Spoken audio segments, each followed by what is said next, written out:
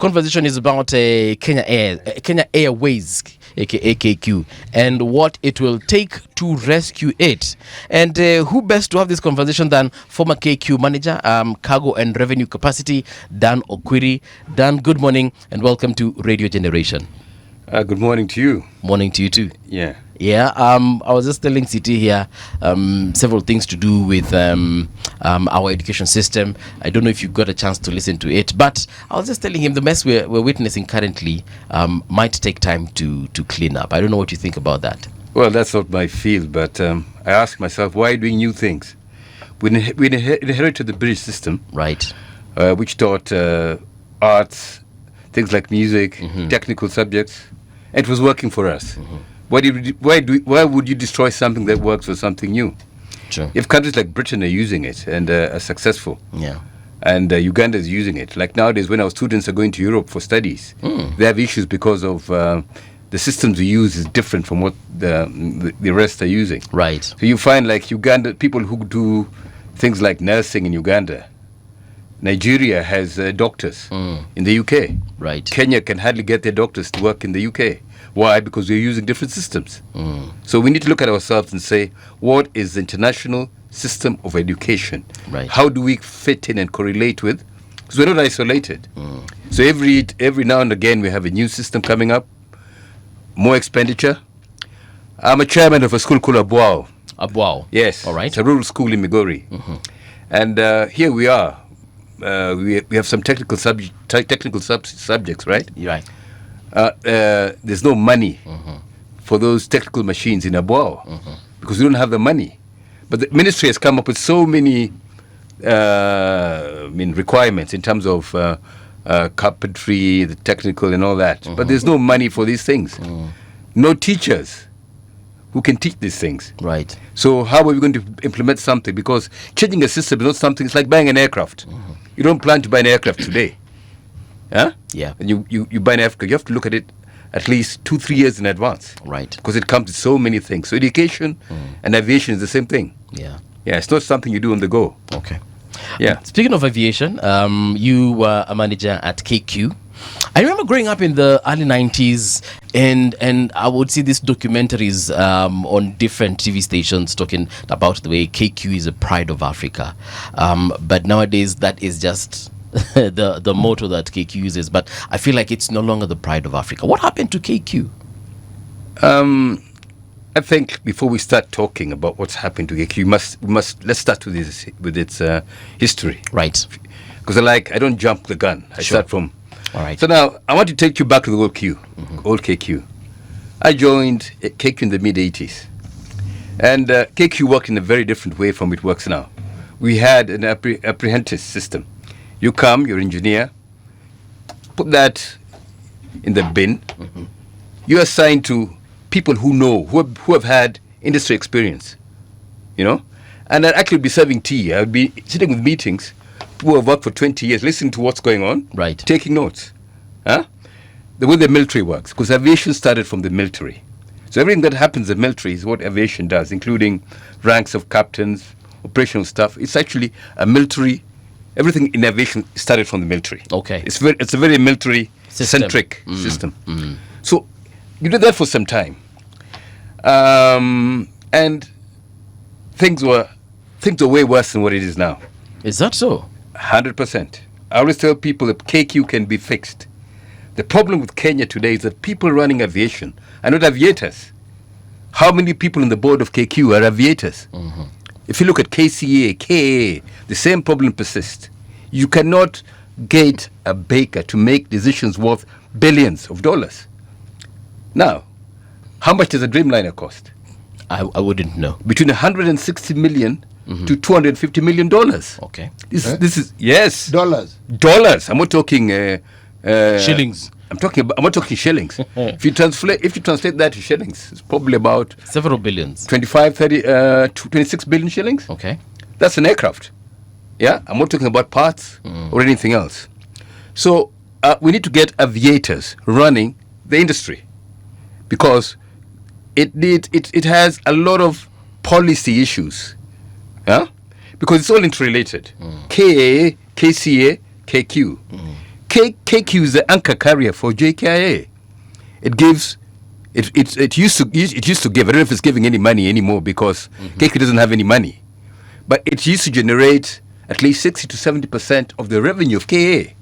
KAA is the tenant of the airport. KC is the regulatory authority running aviation. Right. Now, the money, 60 to 70% of the earnings of KA is from KQ. Right. So if KQ is down, KA is down. For sure. And KC is down because it earns its money in navigation fees, right? Right. So it's an interrelated industry. So it's not just a matter of building a new airport. Building an airport without fixing KQ is a total waste of time. It has to start with KQ. Yes. So basically what you're saying is that I've had policy issue, for sure. Yes. I've also had management, the people within management. And I don't know, when you said you cannot put a baker, did you mean that we have literal bakers within the management of KQ? Or was that just, metaphorical? It's metaphorical, but take this way. We have guys with PhDs. That doesn't count for Jack in an airline. What you need is someone with aviation experience. I'm not talking about masters, PhDs, and all those paper qualifications. Right. I'm talking about raw industry experience. If you go to airlines like Ethiopia, who runs Ethiopian Airlines? I don't know. People who have been in aviation or retirees who are in the board. Okay. KQ doesn't have any of that. So how do they know the technical issues? Because an airline is a very technical industry. Yes. So it needs people with technical experience. And that's one of the main issues of KQ. That's KQ is facing. There is you mentioned Kenya Civil Aviation. Yes. Okay. What did you say they do? Kenya Civil Aviation is basically, it has many roles. One of them is regulatory. Regulatory. Yes. It also decides things like buses, bilateral airline agreements. Whereby if you want to fly into an airline, into a country, there are traffic rights: first freedom, second, third, fourth, fifth freedom. I won't want to bog you into all those. There's a reason why. In fact, what you said is adequate, Dan. Yeah. And by the way, it's nice to see you, Dan. Yeah, thank you, Daktari. I've not seen you in a long time. It's very, very nice to see you. Yeah. Why I ask is, a board of management is precisely a board that is supposed to help manage that particular industry. If you look at Kenya Airports Authority, if you look at KQ, if you look at KCA, I'm going to what you said. How many people do you find on that board who actually have aviation knowledge and experience? Almost zero. Yes. Yeah. If you're talking about hard aviation experience, zero. If you go to KLM, I've worked internationally in aviation. Yeah. Yeah? Aviation has been my the only thing I know is aviation, to be honest. It's your mainstay. My mainstay. It's what you've done. Yeah. I was as a in career, yes. KQ, the government under Moi days in 1985. Right. We're the team who were taken to the UK. I've got master's degrees in, I was in Cranfield, one of the best aviation colleges in the world. I've been trained at Boeing. You name it, we've been there. IATA, everything, the works, have done it. But you look at it today and sit down and look at, and there are very many, I'm not here to blow your own trumpet. Blow my own trumpet, but there's so many guys out here who are the best in Africa, and I can tell you that for a fact. We have people like Jimmy Kibati, people like Ruihu, but none of these people are in the helm of aviation, and these are the people who made KQ what it is. And I purposely, I think I jumped the gun because I wanted to talk from the earlier days to understand where KQ, what went wrong. So let me like push you back a little. When I joined Kenya Airways, it was government owned. We operated 707s, 727s. Those very noisy planes. Very noisy planes. And I remember that in them days, Dubai was a small airport compared to JKA. Would you believe it? Really? 100%. KQ, we had about 13 aircrafts. 10, yeah. But, we did, Dubai, for instance, was small. Emirates was... This is now the 80s, yeah? I'm talking 80s, Okay. mid-80s. Late 80s. Yeah? Way thinking. And we had issues. But we worked differently. I remember a day when Ndegwa became chairman. He didn't want to be chairman. He was a banker. And the first thing he said, I was in a room like this. Yes. And he said, my friend, I'm a banker. I know nothing about this industry, and I won't even pretend to know this thing. This is the deal. What I can get is money. I can get the funding. Yes. And you guys in this room, this was the management team. You know your stuff. Now, here it is. I will triple your salaries. Because that time we were earning peanuts, completely peanuts. And in exchange, he took a loan for that. This is what I want. I want an ROI of this much. It's up to you guys. To make sure that happens. I'll come to the office 3 times in a week to sign any check. And if you don't make it, Quisha. That's what Philip did. I'll never forget that particular day. Yeah. I got 2-year salary bonus. But let me tell you, my brother, he left it to us. Yeah. No interference. My friends, we worked. So we sat down, looked at the business of the airline. What is an airline supposed to do? Number one, as an airline, you have to have the right number of aircrafts. Okay. Understand? Yeah. Doing the right routes at the right Time. right cost. Okay. Listen to what I'm saying. Right cost, right routes, right timings, and then you have to have. That's what I'm going to touch later. There's some issues that I'm going to poke into. Okay. And when Dr. Harry called me, it was about the issue of in the nation. Right. And we're talking about you have to have you keep money aside. Yes. Because an aircraft is like a human being, you know. At a certain point, you start getting sick, and you need to invest in your body. So an aircraft will have certain number of checks as it ages. Right. Just like a vehicle. Yes. Maintenance. A, B, C, D. A check, B check, C and D check, and it gets more expensive to do these checks. Okay. So you have to put money aside. So you have to have the right funding cycle structure to ensure that within its life there is enough funds to get this aircraft to keep it flying. I want to tell you something. Any aircraft, any airline where you see aircrafts parked, like I see in JKI today, is losing money. You don't have to tell me. The first thing I look at, I go to an airport, see aircrafts parked, it's losing money. An aircraft that doesn't fly to UK, miss you one flight, you've lost 20 million shillings. One day, like this. 20 million. 20 million shillings, one London flight. Right. I did it for years. Now, when you see an airline with many aircrafts parked, it means it has low utilization rates. Remember I said something about the cost of an aircraft? Yes. $250 million. Yes. For one Dreamliner. That's money you've tied. And remember, it's being financed. If you lease a Dreamliner, you're going to pay $1 million a month. What? Now, yes. Now, you ask me where KQ losing money, I can tell you at a flash. Number one, it's aircrafts on the ground. And there are major issues here. If you go to KQ's financials. Yeah. Right now I'm retired. I'm in Migori, so I don't have that much time to peruse some of this whatever. But I do know you can't teach you can't cheat an old dog new tricks. An old dog new tricks. Tricks. How much? Now there's been this issue of aircrafts on the ground. What's the real reason about it? What's the real reason? Does KQ ever tell you why those aircrafts are on the ground? Well, if I'm to go by what was documented in the papers, this was actually the standard that came up with this. The key thing they mentioned was spare parts, which means they're not being serviced as they should. So the question is, why are they not being serviced? Let me touch on that. And that's where things stink. Remember I talked about A check, B check, and C and D check. Right. The most expensive check in an aircraft is a D check. What's a D check? D check, in terms of it's a check whereby it's done after 8 to 10 years, where you strip the whole aircraft down, strip it apart completely, and replace parts, even engine parts, and even the engine itself. So it is so expensive, and a D check will cost for a Dreamliner around 3 billion shillings. That's like buying a new plane. No.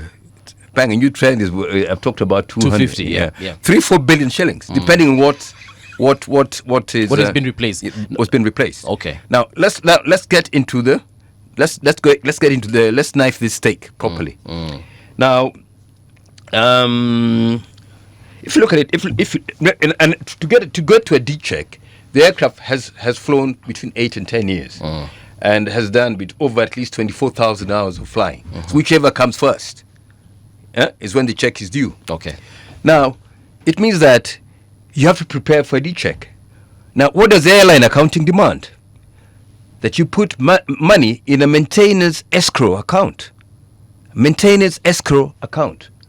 Not really the way KQ does it, putting provisions, accounting provisions. I believe KQ is around 3 billion for that, which is peanuts for its fleet.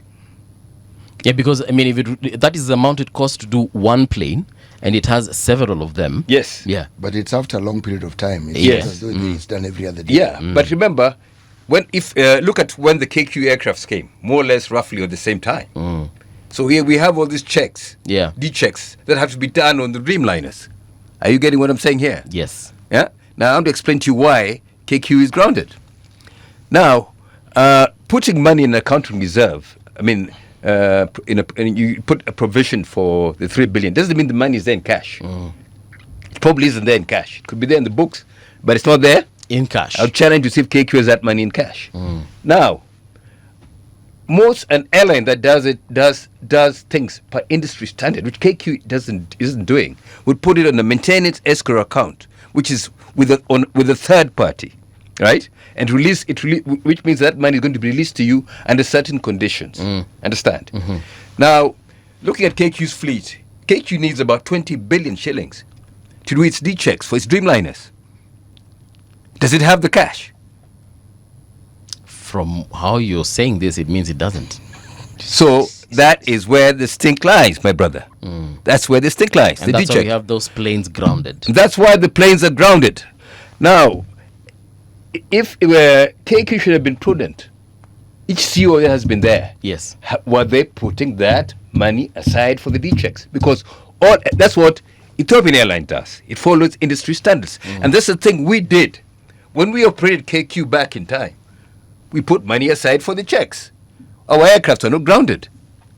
Why now? Not a single one. I worked in KQ for 25 years, my brother. Not a single one. Tell me a day where, a D check takes 1.5 months. Okay. Maybe on a Dreamliner. Right. Probably 1.5 months. But we never had aircraft grounded. Why now? What is different? Okay. And I want to tell you that conditions then were much tougher than they are now. The only problem that we have now is that people do not understand how to get the airline back on its feet. That's where the problem lies.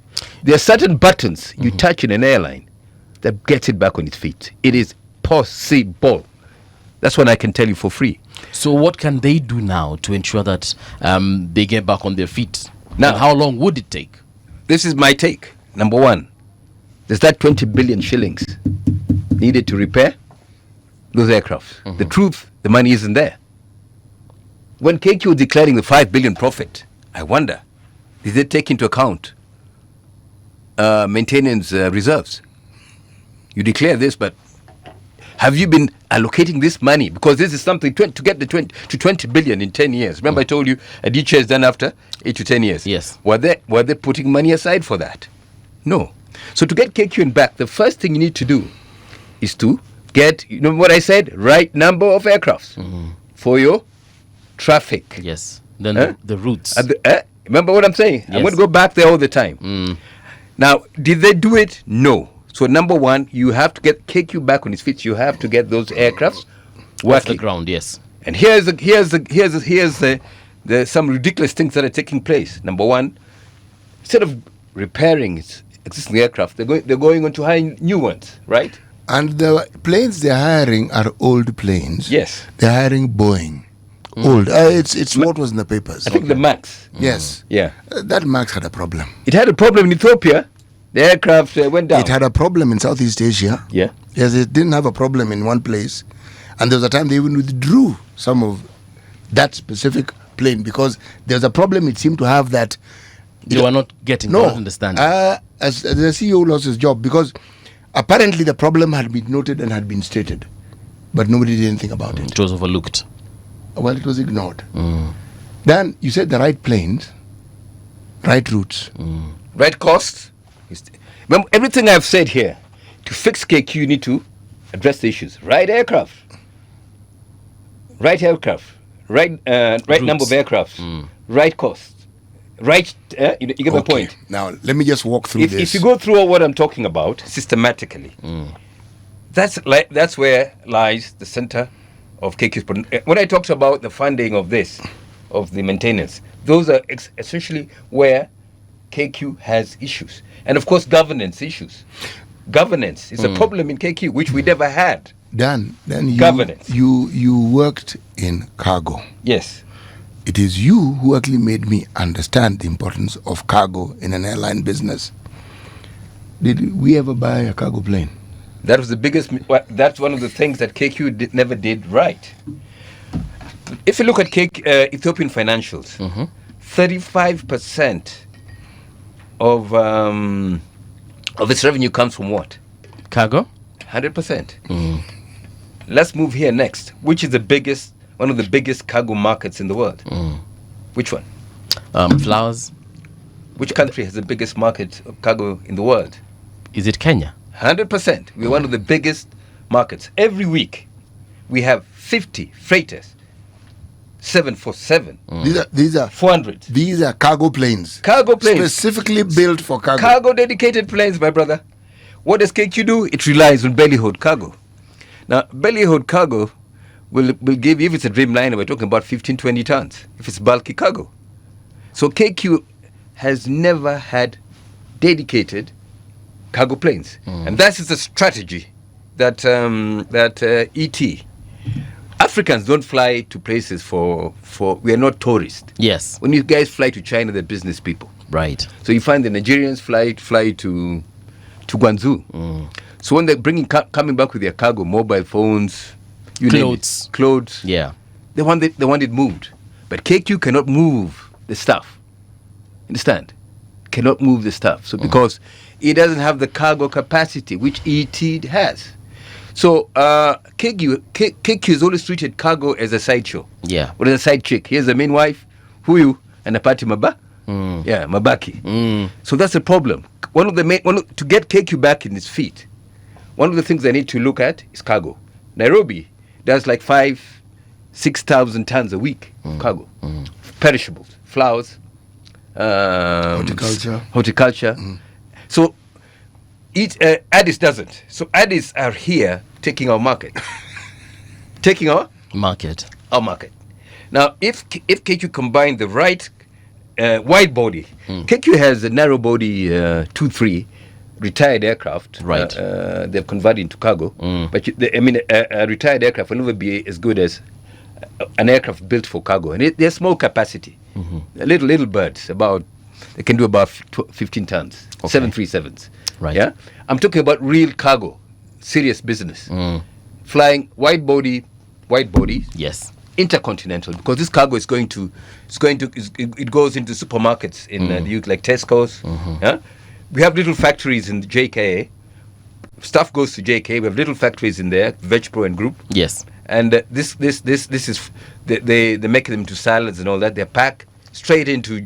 I was part of that for many years. Okay. It lands in Heathrow, straight into. That's a logistical chain in there. Yeah, okay. So KQ has a very limited capacity, and that's one of the reasons it cannot grow. Now, touching back to KQ, I'm very passionate about KQ. I can speak here all day about KQ. Sure. So why not? I think you called in the wrong person. Quite frankly, we called in the right person. Yeah. Yes. KQ cannot grow. Why? Because its aircraft number is actually going down. When you say it cannot grow, you're saying it with such finality as though it's cast in stone. How many aircraft does KQ have on ground? It's not certain, because sometimes you talk about 3 Dreamliners. The newspaper article talked about 11. Yeah. Now I want to ask you a question. That's about 24 aircraft. Okay. On his fleet. How many did we have when I left KQ in 2010? We had almost 40. So, what? Yes. So where did the other 16 go to? They've been, you know what happens? I talked about, there's an issue here. It's a very interesting issue. I left KQ in 2010. Okay. 2010, I left KQ. All right. What happened after leaving, many things happened in KQ.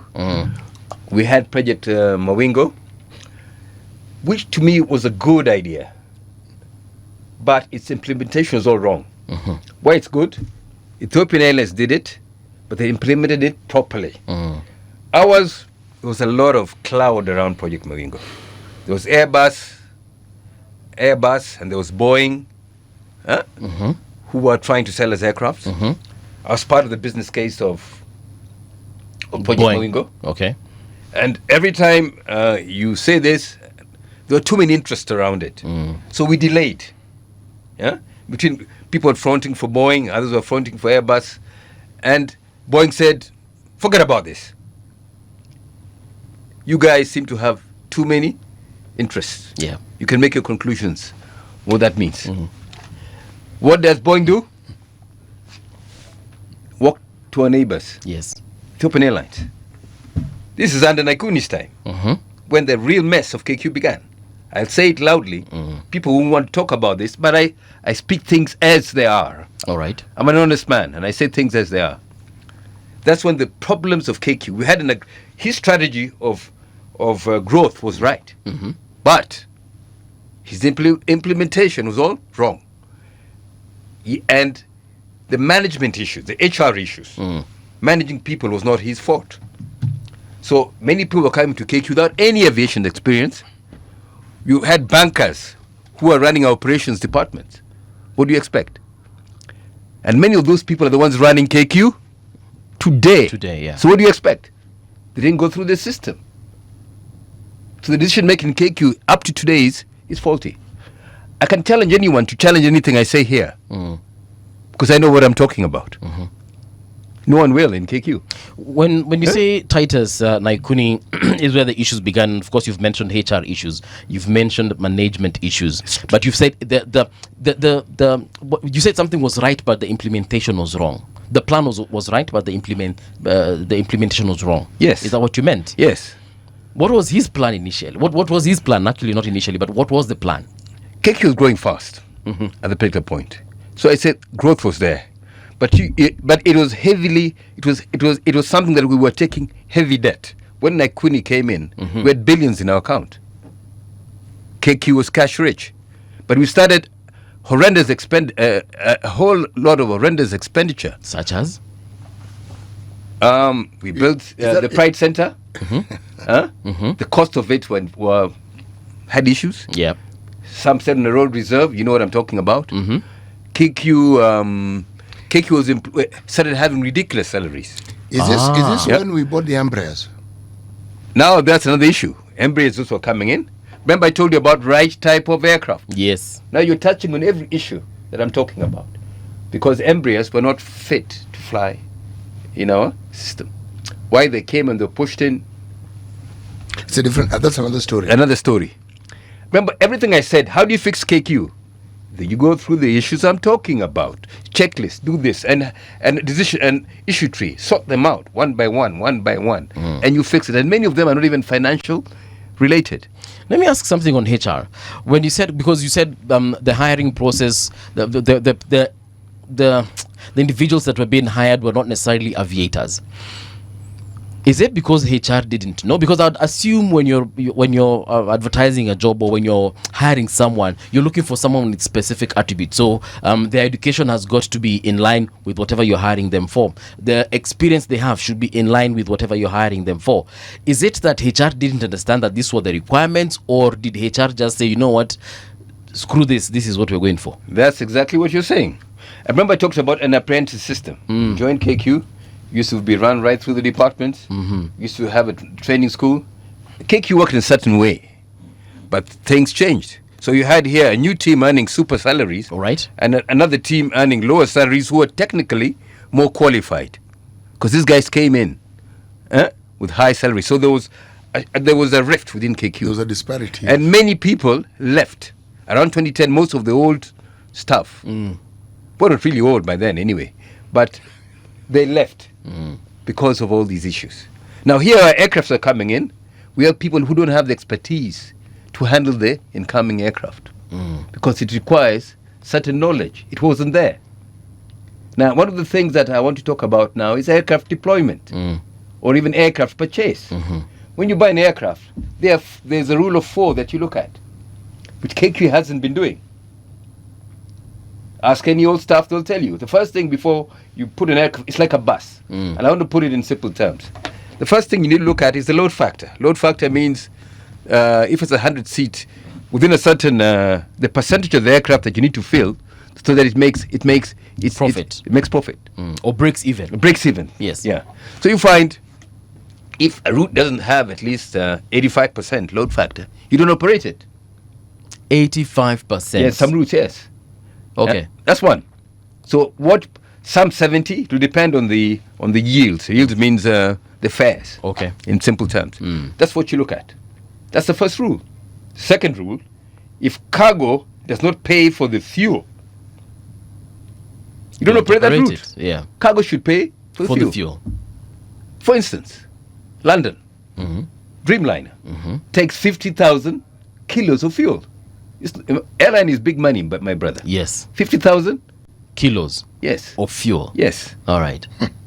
Yeah. It burns an aircraft will burn like 5 tons. 5 tons in an hour, if I'm not wrong. If I remember, I mean, I've been in the village for some time, but I think my mind is not. So we're talking about 50,000, over $60,000 to get to fly one. How much is $60,000? Yeah. Of petrol. Right. Let me call it jet aviation fuel. Let me just call it petrol to make it simple. Yeah, that's about 7.8 million. That means that on that aircraft, you have to have cargo worth that pays you that. So if you find that you're operating you now bring in an aircraft like an Embraer, what Dr. touched on, which can, because of its Capacity? It's narrow-bodied. It's narrow-body, yes. Yes, but it's even the passenger capacity is limited. It can't carry cargo. So do you expect it to make any money? Because I tell you the rules. Number one, load factor. Second one I told you was the cargo has to pay for its fuel. Yes. Next. We're still on the rule of 4. Yes. All right, so we've done 2. Done 2. The next thing is if you can't operate a daily frequency on that route, it means the area that route doesn't have traffic. Okay. Understand? Did KQ ever have a problem with traffic? Did we ever have a problem with people who want to board our airlines? We don't have a problem with traffic. And I'm going to touch that. And as a part of this, one of the questions you asked about is how do you get KQ back on his feet? JKA is a natural hub. The position is perfect. God gave us that. It's when an aircraft comes from London to Johannesburg, Addis, if you look in the map, is skewed to one side. Nairobi is straight. So fuel burn, an aircraft can actually stop without burning more fuel. Right. And go to Johannesburg. We are blessed. Addis is very, very high. So it means the uplifts are poorer than JKA. Secondly, if you look at we have Airways. Can I tell you something interesting? Please do. You know, birds are the greatest aviators. They are actually, yes. You know why? Every year they migrate. And following the Earth's magnetic field. Yes, and they migrate within a path. And the path they take from London to Nairobi is always the same. And what does a bird do? It has an experienced person in the front, which has flown before. What do the rest do? They follow it. The way aviators are supposed to work. So they're following and learning. That's how industry started. I'm just going to, you understand it? Yes. So that's what we are taught. So that it's always in the front. The other one will take over a little bit. You're out in the front. That's how they flew. And they fly on the path of the least resistance. And whereby the winds are pushing it. Yes. So what did airlines do? What we did, we adapted the same path that birds do. We use the less fuel. You end up using less fuel. Understand? So you have more tailwinds than headwinds. Exactly. So aviation, the aviators of those, they said, hey, these birds are flying. How do they manage staying up there for 8 hours? That's the reason. Because birds, we learn from the birds. When new aircrafts came like the ones with winglets. Birds have winglets. We didn't notice that until recently. That's why we started building planes with The winglets. Yes. because they use less fuel. Yeah. Yeah. So birds, if you copy what the birds do and apply their principles in the way we work in aviation, you'll make money. I know it sounds off. It's metaphoric. Yeah. But everything I'm saying is real. Now, like people are like birds, human beings. They move in seasons. You know that? Yes. You find people go to America at a certain month. There's a religious traffic that moves for Diwali at a certain month. Mecca a certain month. People visiting their kids a certain month. So what does that have? Those are called traffic flows. So when you went to buy an aircraft or to do your schedule, what put on this? An airline business is not about the smiling boys and girls serving you food on the aircraft. No. The product of an airline is its schedule. Schedule. One of the things that KQ needs to fix again is its Schedule. It's all wrong. Because the timings don't allow it to feed into itself. That's one thing we did right when back in the day. Feeding, connectivity. Right. So it only has 2 banks. Because aircrafts come in the morning to distribute it to Africa. It has 2 banks. But ET has 4 banks Yeah. during the day. So it is constantly feeding and defeeding itself. Aircrafts come at the same time, connect. KQ only has 2 banks. The 4th thing I'll talk about, I talked about frequency. The more frequencies you put, the more traffic you get. I'll ask you a question. If you're taking a bus to Migori, where I live, would you take? I came with the Galaxy Nissan from Migori yesterday. Right. They have. Would you take a Nissan which operates twice a week, or one which does 3 times daily? Then, you know, there's something. This is most unfortunate, but we have to stop our conversation now because we have another one. I know you came from Migori specifically for this one.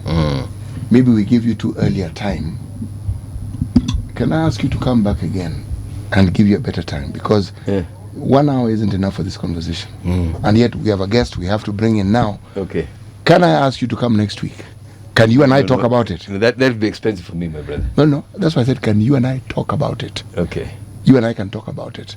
Okay. So, yes. We definitely, because what you're saying, I'm getting to understand a lot about aviation. I thought I knew, but now I'm actually not understand. I'm getting to get a new perspective, especially on issues to do with cargo and the routes. I just thought one day an airline decides, you know what, we'll do Addis Ababa, we'll do Johannesburg, and so on. You know, but Dan, yeah, we've never had this conversation anywhere. Yeah. Okay? And it's not a conversation we want to rush. Okay. So, you and I are going to talk, and we will plan, and it will work. Okay? We on air, for sure. No, we're on air. No, we're on air. We're on air. No, we're on air. We're on air. Our listeners need to understand why it is I'm cutting short this video. Okay. So I'm explaining it. Yeah. But we thank you for coming. We now need to take a picture with you as we bring in our next guest. Yes, and so many questions coming in. For example, I can see Muhammad Murunga, Samson Boko, Violet movie. My mom is today. She has decided to text. Yeah, so my mom is there having questions about KQ and so many other folks. Unfortunately, this is where we have to come to a stop as far as this conversation with Dan Okwiri is concerned. But Siti amesema he will make sure that next week he is back here. Of course, tutaangalia schedule yake tuone venye tunaweza mleta.